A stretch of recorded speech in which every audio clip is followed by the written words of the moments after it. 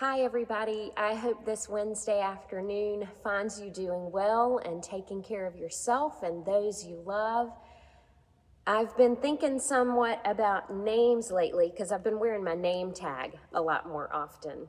Now, our new senior pastor, Dan, and his family, they know my name, but it's been important for us to wear our name tags more regularly in these last few weeks so that Dan and Rachel and their children can learn our names, put names with faces.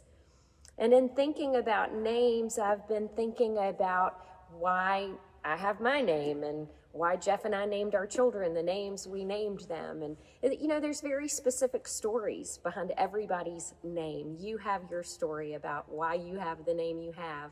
Maybe you have a nickname that came about after a funny circumstance or a situation in your life where you were labeled in that way.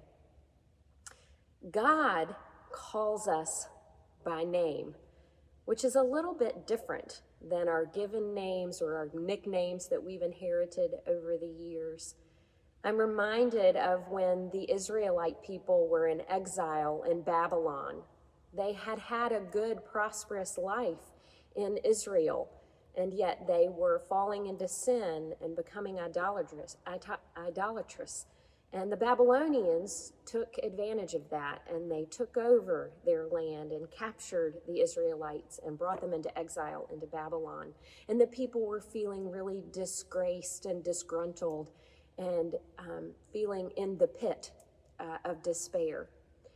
And Isaiah comes to them in the midst of their despair and reminds them that they are precious.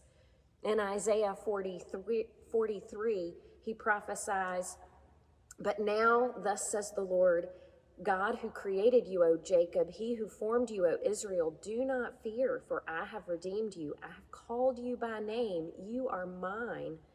Because you are precious in my sight and honored, and I love you.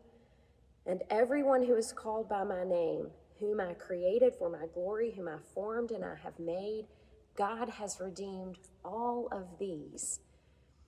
I think about where we are in our world right now. Maybe you're feeling frustrated and a little irritated like me that we have to go back to wearing our masks, that we have to socially distance once again, that we need to monitor our indoor activities again.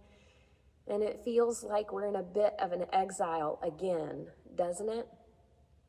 But in the midst of this season of life, we have to remember that God has called us by name. We are precious in God's sight. God has formed us, and God will continue to redeem us through Jesus Christ. It reminds us later, Isaiah reminds us later in his prophecy that God has permanently written each of our names on the palm of God's hand, as if it's a tattoo. Every one of our names is tattooed on the palm of God's hand. God is not going to give up on us. And so let us not, in our frustration or irritation or anxiety about these particular days, let us not give up on God. God has a plan for us. God is working through us for the living of these days. You are precious in God's sight. God has called you by name. God has redeemed you by way of Jesus Christ. I pray that this gives you hope and peace for today and for all the days hereafter. Friends, I look forward to seeing you very soon in worship or in fellowship.